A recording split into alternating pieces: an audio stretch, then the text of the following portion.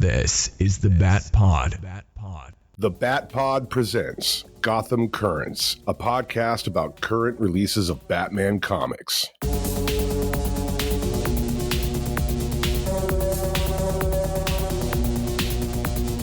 Welcome to this episode of Gotham Currents. My name is Bill Beer, and joining me as always, John Coos.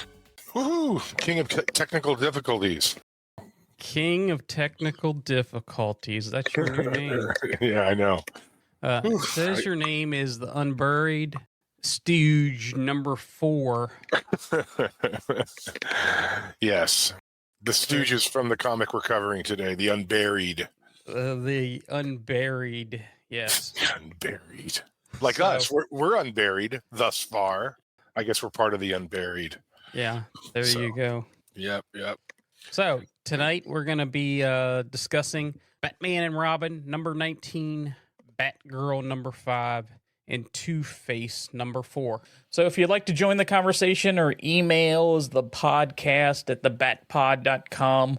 We are on Blue Sky, Threads, Facebook. Just search the Batpod podcast. The Bat Pod is a spoiler podcast. Please read the comics we're reviewing so you can enjoy the show. So our first book up tonight is going to be Batman and Robin, number 19. And we had a cover here. We got Memento's face behind the Batman and Robin symbol. It says demise of the dynamic duo. And it looks like Batman and Robin are in some kind of bag or something trying to poke out of. It's quite dark. Yeah, very dark. Very dark comic, very dark cover. But yeah, they're definitely tormented by the Gravedigger's Poppy or something going on there, right? Yeah, something. Yep. Maybe a nightmare, that sort of thing. I hope this isn't like the death of Batman and Robin. It's got this big question on the cover. It says the demise. So I know. Who knows? What's going to happen here? You know? All right. So your writer is Philip Kennedy Johnson. Artist, Javi Fernandez. Colors, Marcello Maheo. Letterer, Steve Wands. Cover, Javi Fernandez and Dave McCraig. And editor, Ben Mears. And our issue starts out with a prisoner sitting alone in a cell as Memento sharpens a sickle. Days later, the dynamic duo is running across rooftops towards reported shooters. Batman is still experiencing effects of Gravedigger's Poppy. The pair quickly dispose of the shooters, and Robin identifies the Opera House as Memento's next target. Batman tells Robin to return to the Batcave after getting a promise that Robin will not confront Memento alone. Oracle informs Batman that Dr. Bashar received funding from a shell company associated with the League of Assassins. Of course. Elsewhere, Robin calls Detective Larachek and asks for help in finding treatment for Batman's symptoms. Larachek is accompanying Jim Gordon to visit Scarecrow. Scarecrow informs Larachek that Professor Bly is waiting for her. Larachek calls a colleague in Scotland Yard and asks them to exhume Atticus Bly's body and make sure that it's him in the grave. Batman invites Robin out to dinner to try and experience a normal life, acknowledging that he should not have instructed Robin to stay away from the chessboard and offered to reset the pieces and play a game later. Robin smiles and says he'd love to play after a shift at Sacred Heart. And Batman plants a bug on Robin's shoe. At Sacred Heart, Dr. Bashar invites Damian to visit hospice patients. They enter the elevator and Damian steps in spilled coffee. He bends down, he identifies the bug and tosses it on the floor in disgust. The lights go out, they come back on, but the elevator is headed to the basement rather than the second floor as Dr. Bashar intended. The doors open and Memento is waiting. He slashes Dr. Bashar with his sickle. Batman races to the scene in the Batmobile and tells Robin not to engage. He initiates the Valkyrie sequence and ejects to the passing Batplane. Batman arrives less than 30 seconds later, only to find a dead Dr. Bashar and a Vision who says Memento has the face of Nicodemus Crow and he has taken Damien. So this is part 6. What did you think of this particular issue? It's still the same for me in the sense that I'm really enjoying all the interactions between Batman and Robin, Bruce and Damian a lot. I'm still wrapping my head around after what issue is this 4 or 5 of this of this arc. This whole guy. What's his name again? The bad guy, the big Memento. Yeah, Memento. Yeah. See, that's how confused I am. Okay. But no, but I don't know.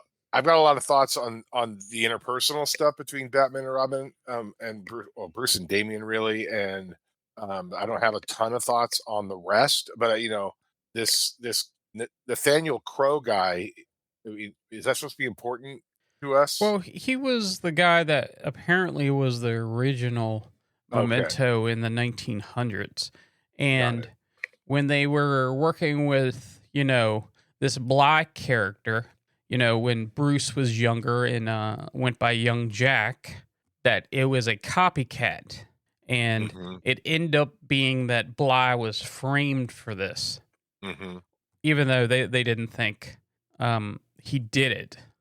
So yeah, I'm not sure who it is. I thought it might have been this Dr. Bashar, especially when they gave details that he has links to the League of Assassins and that sort of thing. Right. I do like the interactions between Oracle and Batman and Robin. The stuff with him is good. I don't know where the story is headed as far as who Memento really is at this point. I don't really have an idea unless this guy never died. Yeah. Who they think died. And what their actual goal is. I know they're repeating these crimes, these original crimes, and that's how Robin figured out, they were going to the Opera House next. Right. But a Scarecrow, Jonathan Crane, who looks like he's having some issues there, recovering. He doesn't flat out answer her who he gave the Gravedigger's poppy to, but he implies that it's her old professor, Professor Bly, and she wants to check out to make sure that body is in where it's supposed to be, that he really died and it's not some big fake out. Yep. Yeah, I like the Lautrec character, the French gal, a lot. But the Batman and Robin stuff and the Bruce and Damian stuff is what I really enjoyed. I said they're clearly not trusting each other, right? Because Batman basically puts a bug on him at one point, and then Damian finds it and is not pleased about that. And then Damian basically called Lautrec to basically say there's something wrong with my dad. And so, he thinks Batman's influenced by hallucinations and stuff. Batman isn't owning it, so Batman's not being completely honest with Damian.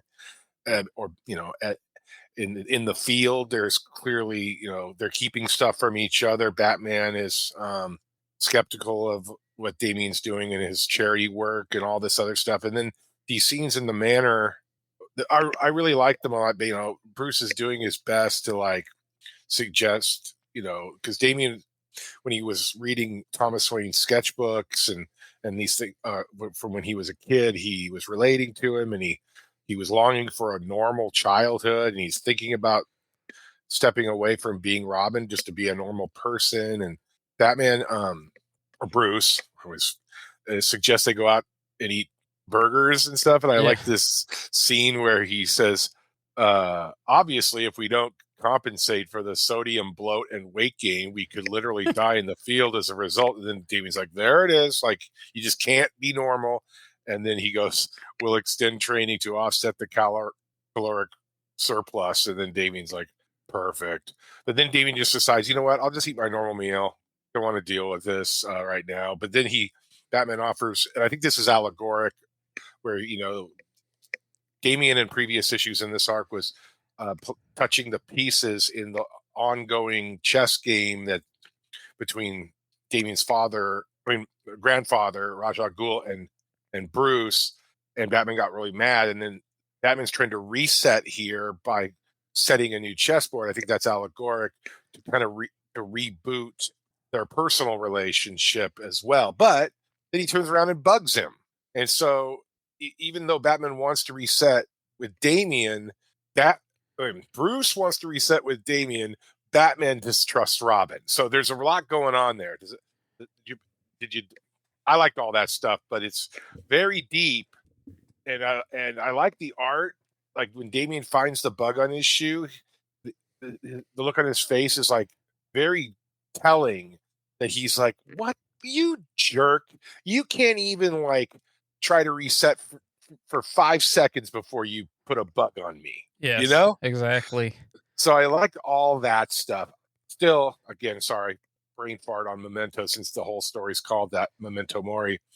I don't know what's going on, and I still isn't like making a lot of sense to me. Like, is visions and things? Why is he having specific visions about former, murders? Why is this Gravedigger's Poppy giving him these visions that he sees specifically? Because when he arrives to the hospital, it looks like it's full of flames and that sort of thing. And there's people out in the street that he drives right by that obviously aren't real. And then when he walks up to, where the Dr. Bashar was murdered, he sees another vision of Dr. Bashar, and he says, "The devil wears Nicodemus Crow's face, Bruce, and now he has your son as well." Well, it's a vision of that. Well, we knew what the guy looked like. I think Batman knew that he had that face. It's like a plaster face. Mm-hmm. It isn't like a human face. So it could be pretty much anybody. I'm interested. I guess I'm the least amount of interested at this point. I mean, we're 6 issues in. We don't have a clue what Memento is trying to do. I guess we're going to get a payoff at some point. But I think the best thing about the series is the interpersonal relationships. And I like Larachek a lot. I like that character a lot. I'd like to see her kind of stick around. That would be quite interesting. I hate to correct you, but I looked it up. You would pronounce it Lautrec. Okay. Lautrec. I want you to work on that. Okay, that is the East Coast I like her. pronunciation. I like her too, and just to close out on her, she seemed older. I think we covered this before. Yeah, she seems a little bit older, but she doesn't really look older. No, way back in the flashback, she looks much older than Bruce, but here she doesn't. She doesn't. I know, it's kind of funny. I know, and we go back and forth of how old we think Bruce is, but I know. All right, yeah. I mean, I think it feels like there's going to be 2 more books in this story. What do you? I don't know. We'll see. Yeah, you might know. This is, from what I understand, the end of a story arc. So this 20 starts. Yeah, it's like the end. It's the end of an arc. Supposedly, it may be 20 by then, but that would be 7 issues. So if you put it in a trade, it's usually 5 to 6 issues. So I guess the next part of Memento will part be Memento Part 7. I have not read it as yet. Okay. Well, so we will see. To be continued, yes. Yeah. All right. So let's get into some Batgirl of the Cassandra Cain variety. So yeah, Batgirl. We got I'll do the credits and then we'll talk about the cover. Batgirl number 5, Mother, part 5 of 6. Writer Tate Bromble. Pencils and inks, Takeshi Miyazawa. Some more inks by Wayne Foucher because Takeshi couldn't get to all the inks. Colors, Mike Spicer. Letters, Tom Napolitano. And editor, Jessica Burby. What do you think of this cover? This is an all right cover. I mean, This is that flower that I guess is important to the storyline. yeah. I mean, Yeah. the whole story is based on this flower. How the League of Assassins and everybody has abused these sacred flowers, and they're worth killing over. So And the Unburied are mad about it. right. Okay, so let's get into it. So, because this issue's a little slow, I'm gonna spice it up here. In a heart-stopping descent into darkness, Batgirl infiltrates the foreboding nest of the Unburied, driven by a desperate quest for answers. But her solo mission quickly turns into a deadly trap as she's ambushed and gassed into unconsciousness. As her world goes black, Cassandra is consumed by the haunting whispers of her past, the brutal training under David Kane, her father, the killer instincts honed by Lady Shiva, and the ghosts of her own identity. In the depths of her subconscious, Cass is met with the ethereal presence of Stephanie Brown, her confidant and fellow warrior. Stephanie's words pierce the darkness, urging Cass to confront the demons she's been trying to outrun. With a heavy heart, Cass unleashes her inner turmoil, the self-loathing, the fear, and the twisted desire to save Shiva, the mother who embodies the darkness she's trying to escape. As Cass finally finds the courage to face her inner demons, Stephanie's spectral form vanishes and Cass is jolted back into reality. She finds herself suspended, hung upside down alongside Lady Shiva, who's seething with a fierce determination to annihilate the Unburied and forge an unbreakable bond with her daughter. The stage is set for a battle that will test the limits of their strength, their sanity, and their bond. So, in short, I'll just make this real quick. In the last issue, they get separated in a fight and whatnot with the Unburied. Cassandra is looking for her mom, goes into this cave, gets bonked on the head, and then goes into this subconscious, deals with all these issues with her dad and her mom, and then Stephanie Brown, in her figment of her imagination, helps her get out of it, and then she wakes up and she's suspended upside down with her mom in a cave. So Yes. Bill, let's make fun. Let's make some lemonade out of lemons. Just kidding. This book isn't bad. It's just kind of meandering along. Is that how it feels kind of mid, as you would say? It is a little mid. Not like, look, I like myself some Cassandra Cain. We talked about it. I read that whole run, I think probably like 12 years ago or something. That run that started in like 1999 and went on for like 5 or 6 years or whatever it was. That would really, that packed a wallop. It was a lot of action, and there was it wasn't all this deep torment of herself all the time. And it seems like every issue is like, my mom's a killer, my dad is a jerk, and I miss the bath. I don't know, but I did like the introduction of when I said let's make some fun out of it. Stephanie Brown shows. We since you and I have been podcasting, I don't think we've had a lot of Stephanie Brown, if any. No, I don't think so. And maybe we can talk about Stephanie Brown for a little bit. Do you have any history with Stephanie Brown? Like, did you date her in high school or anything? Well, no. Okay. That was too long before she was born. Okay. But yes, I've had experience with Stephanie Brown as Batgirl way back when. As spoiler, she was dating Robin and that sort of thing. So she's been around for a long time. And it's a character that I've enjoyed overall, in addition to all the others in the Bat family. Yep. I know in the series Batgirls that when they all became Batgirls, that series was pretty decent and they had a pretty good relationship. I enjoyed that right well.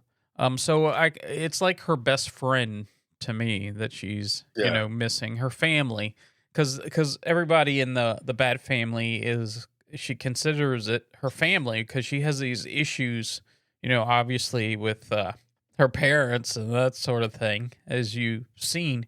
It really feels like this has been 3-issue story stretched out into 6. It just feels that way. We understand, Yeah. the issues are going on.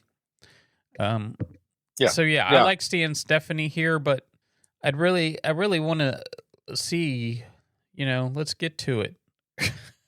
I hear you.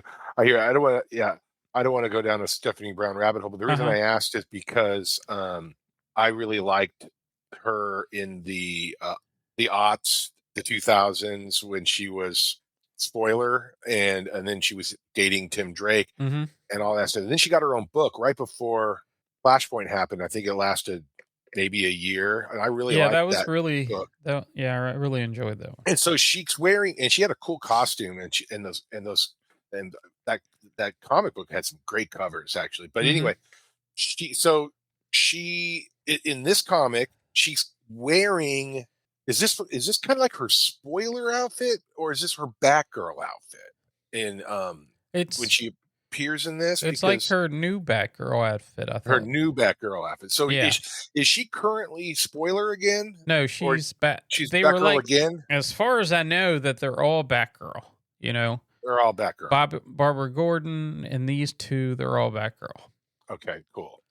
Well, anyway, fair enough. So I guess I like your analysis that this is so far 3 issues worth of story stretched out to 6.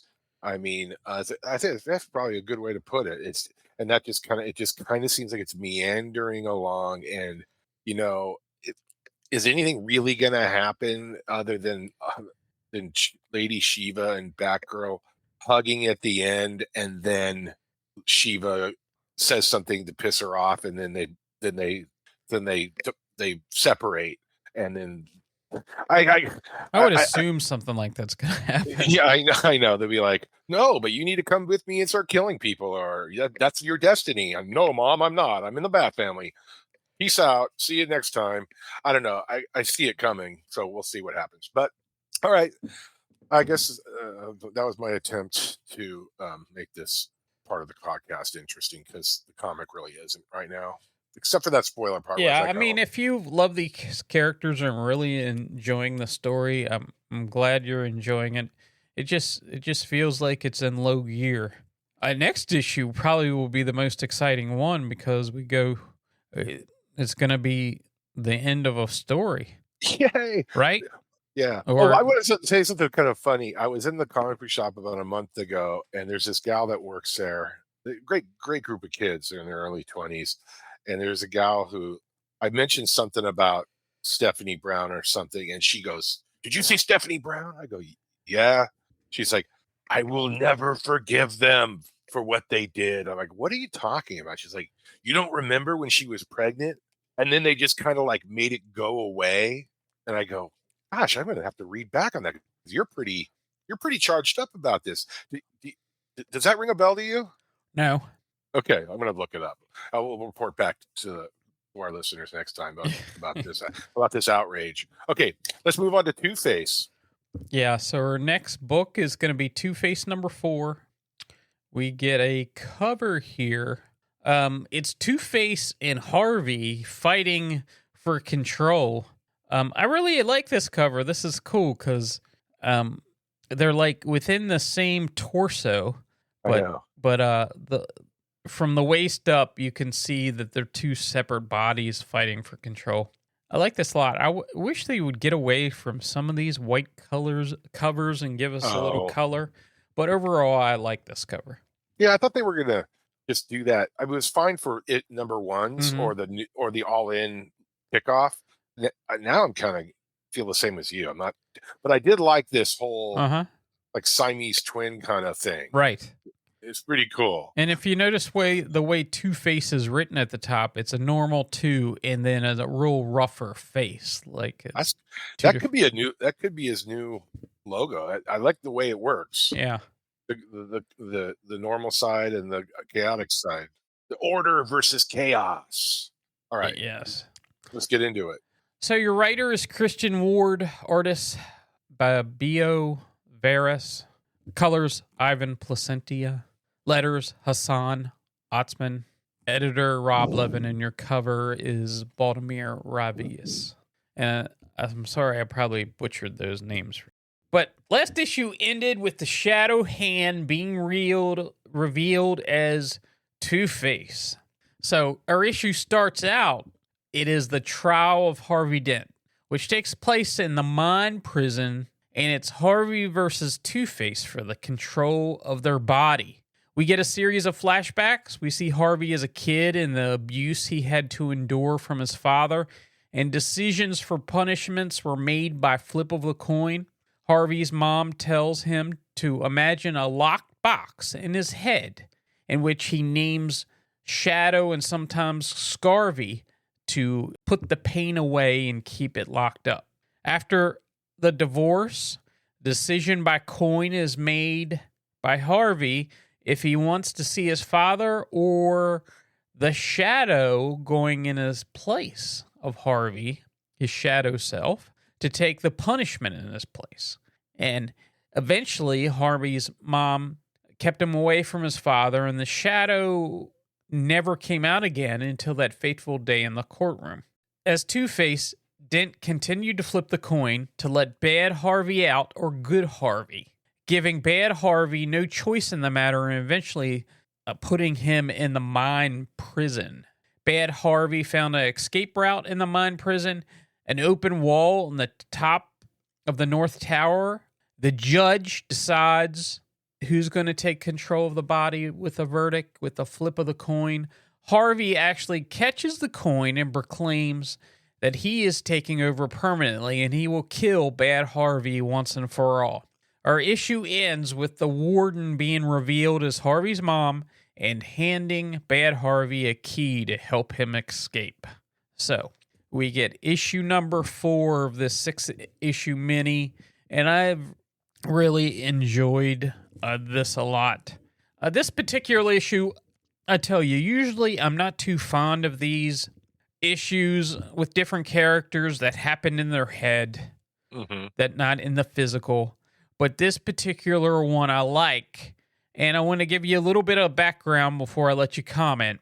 Right. If you go all the way to Batman Annual 14, it's a 1990 issue, we get introduced to the first time that Dent sort of had his own split personality before he became Two-Face, and his father is introduced and would flip this two-headed coin to decide beatings and to cope with the abuse. The Dark Harvey was born, but that was initially introduced in Batman Annual 14, and I really like that particular issue. I don't know if you remember that or not, but it is worth a read.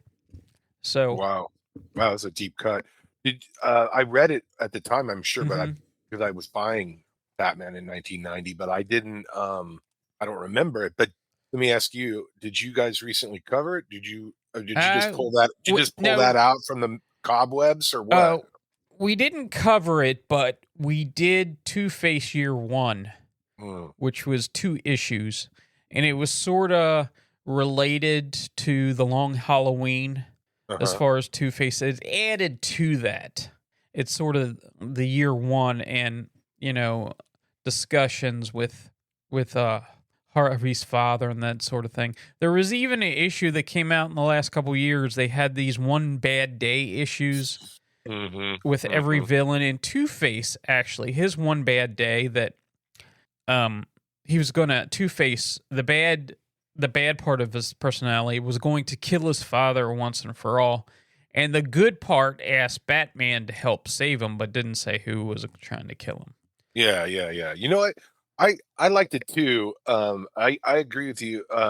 Sometimes the in your head stuff, I find writers a little get overindulging on the too cute by half, and it goes on and on. But I think this whole issue being that was appropriate for this story, and it was good for the reader to understand that what happened in the courtroom was just pushed these previous childhood issues over the edge, and I liked it. And speaking larger about retcons or these kinds of things, where I think I'm okay with you got 70 years of Two-Face or whatever it's been, 75, 80 years of Two-Face, and we know the basic plot, which is the courtroom scene and the coin and the decision making and all that.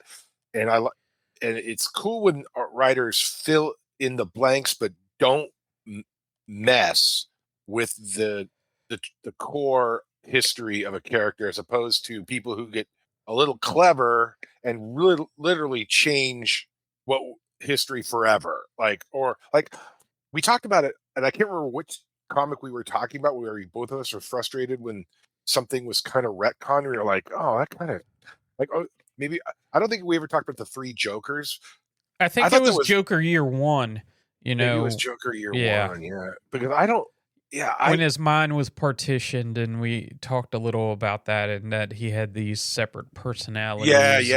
Yeah. See, that didn't sit well with me, but this does. This supplements the story. It doesn't change the origin story. Well, in the New 52, they tried to change some of these origin stories on a couple of these villains, then it didn't really take, because from what I recall, Two-Face, they tried to say at one point that, his face was burnt in another way. And then they never revisited it again. So it was like, and the other was Mr. Freeze. Mr. Freeze had an annual. It was actually written by Scott Snyder. And in the annual, Mr. Freeze basically, that his wife was not his wife. It was just somebody he stalked.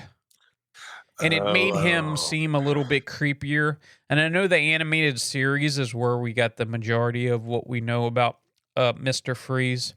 But as far as Two-Face goes, the backstory, I like that, this is his origin. But, let's go into why, he became Two-Face. What really happened, instead of just it's all physical. Some of this is mental that has happened. Right. And they're adding stuff not to change anything, but I think it adds a lot to the story to show this character is not just what you see, flip a coin, good, bad side. I think there's a lot of complexities to his character, and I like it a lot. He's one of my favorite bad villains.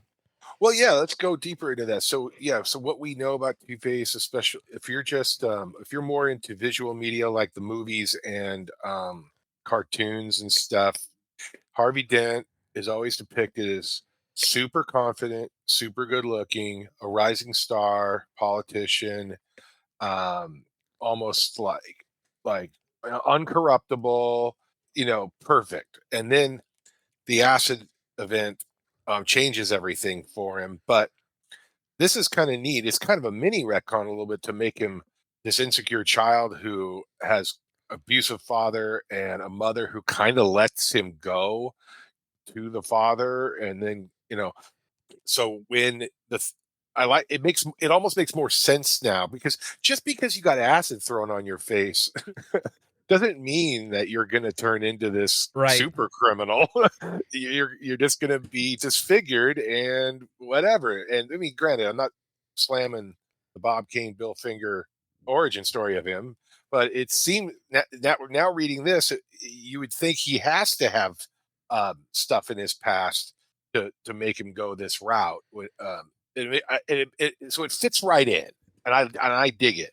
And what about this father? He can't just punish his kid for whatever reason.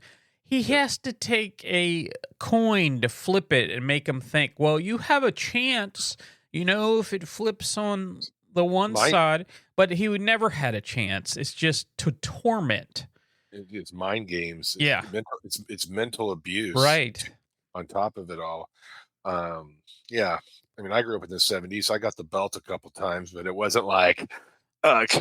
here, let me flip this coin where you think you have a chance, but you really don't. Exactly. I'm interested to see where this goes, because we have two more issues. I'm not entirely sure. I assume this Dwight Church will rumble on, but he knows who the Shadow Hand. At some point, I think at the end of the series, they're going to come together again. Mm-hmm. And I don't know if Bad Harvey is going to be in control. Question. I've seen Two-Face handled a bunch of different ways. There's been where one has dominant control or another has dominant control. And sometimes, you see them both talking at the same time. Talking to each other. Yeah. Yeah. What do you prefer? Do you have a preference? I like Harvey better. Yeah. I think because I feel bad for him generally. He had everything going for him and stuff. But yeah, I tend to like when he's in Harvey's voice. I'm not sure why. I've never been asked that or even thought about which one. Which one do you like better? I like it where one's dominant for whatever reason. And like, you don't care which one? Even here's the thing that I never realized. Instead of, and this was told in this story, is he doesn't flip the coin basically for a bad something positive to happen or something bad to happen. He flips the coin for him to make a decision or Bad Harvey to make a decision, and that's kind of cool. That's kind of cool. It's not like it's not all binary, right? Like, it's just it's like because the good Harvey can also make a bad decision. Maybe maybe Two-Face could make a good decision. I mean, that's a little deeper. Yeah, that's kind of that is kind of cool. Yeah, so that is kind of cool. The mom wants to. Let's focus on the last page before we close this out. So the mom comes back. She's the warden or whatever, and she wants to let out the locked up in the brain, in the mind. Yeah, Bad Harvey, because it's. What was your take on that? This is subconsciously. So I know his mother is subconsciously who he has a good vision of, has subconsciously said, okay, you're not real. You want to be real. It says if you're just a shadow of Harvey, then I must be a shadow of your mother. Maybe we can decide just how real we want to be. Yeah, it's interesting. She's going to let him out. Let him out. Like, why would the mother want to let the Bad Harvey out? Is it because that's what Harvey, the good Harvey, really wants? I mean, he can't go without. I mean, he can't survive without flipping the coin and Because early in the series, he's faking it. He's faking the coin flip, but he still kills, even though Bad Harvey's not there. He still kills. So that's true. That's true. What do you think of these books? There's been many over the years, mostly with Batman characters, sometimes Luthor, where you have a Batman classic villain story that Batman isn't in at all. So I kind of like them. I kind of like that a little bit, because if Batman was in everything, every possible thing, it's like the Penguin series that we had on Max. Yeah, Batman wasn't in that at all, and I think that was a damn good series. Right. No, for sure. It allows the writer to explore the character absent Batman, being the central point of the story and everything. It's pretty cool. Yeah, I dig it. No, I like this book, and I like the fact, it's really cool. I mean, I don't know. I know DC has done over the years a lot of great minis, and I've always gravitated to minis and root for them to be good, because it allows the writer to write just a concise story, 4 to 6 issues, and it ends. It's going to end, and sometimes they're good. They're good. Sometimes they're great. Sometimes they're mid or whatever else. But this one's working out great for me. Yeah, I think it's good. You don't have to, put little pieces in the story and said, oh, we'll find that out in issue 27 or 30 and have to wait till it pays off. Wait for 2 years or something. Yeah. Yeah. So, yeah. Are you listening, Chip Zdarsky? Just kidding. No. It's like, oh, yeah. When we were covering that book, you're like, don't you remember it was in and you're basically saying 20 issues ago. Yeah. He introduced this concept. I mean, there's a lot of writers that do that. I know. And some pull it off and some don't. I mean, the one thing that I found, I over the years, I pretty much have enjoyed most writers that've been on Batman, Detective, that sort of thing. There are a few I don't, but I think it's popular to say, "Oh, it's terrible. He's terrible. Get him off." Oh. I think that's the popular thing. At least that's what the internet tells me Mhm. is the popular thing to. But I rather enjoyed Chip's run. Ram V. Oh, I did too. I wasn't a big fan, but I haven't gone out there and say, yes, it's terrible and that sort of thing. But I have enjoyed. Well, I generally root for the writers and creators myself, unless unless we're talking about that run of my favorite character. I mean, that was just Power Girl thing. I mean, but for me, it has to be that bad for me to actually feel that way. I mean, I usually am very forgiving because I respect what they do so much. What I don't like, we just talked about retcons and stuff, is when writers try to put their stamp on something in such a way that they just toss out like decades of history.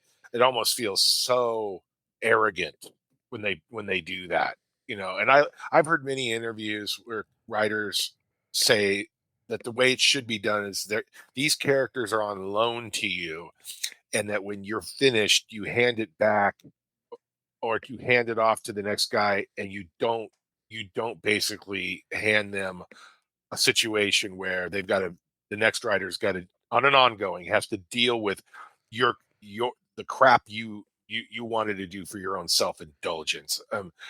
Anyway, I don't like it when we know who does that a lot, and we're not going to mention his name. Your favorite. Yeah, I know, but there's some directions that they're like, okay, we're gonna pitch this direction and this direction. For instance, Bruce Wayne doesn't have all his billions anymore, and we did that for a couple years, but eventually it comes back. Well, that's a good example. That was in Batman, right? Mm-hmm. Well, I guess it was. Yeah, I went throughout. But it happened at Batman. Yeah, it was Joker War. Yeah, but by the end of Zdarsky's run, he kind of had his money back. Yes, and it was around issue 100, right before, somewhere in there.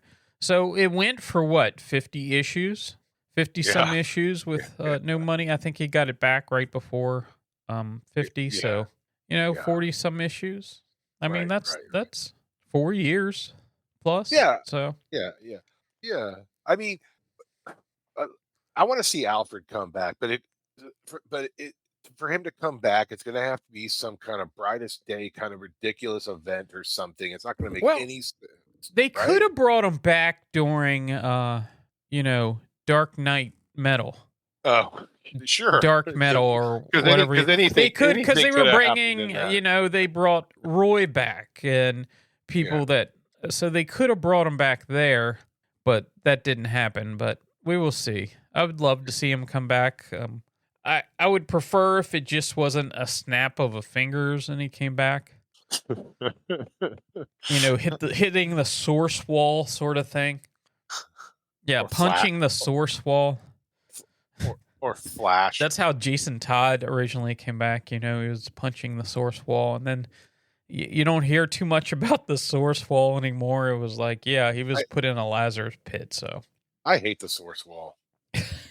I'm just telling you right now. Every time I see it, I just go, "What is this thing? Like, it's out in space, and it's like." Anyway, that's enough. I mean, did that come out of the whole New Gods stuff? The source wall. Well, came out of Crisis. Oh, Crisis. Yes. Okay. Yeah. I'm not a fan of the source wall. I think that's a different. I don't know. But anyway. Well, anyway, we're gonna be back again before too long. For more Gotham Currents, we have a lot to cover, I think. Yeah, we got Absolute Batman #6, which I really loved. Me too. That was good stuff. We got Batman and Robin Year 1 #6, which pretty cool cover with Robin on it.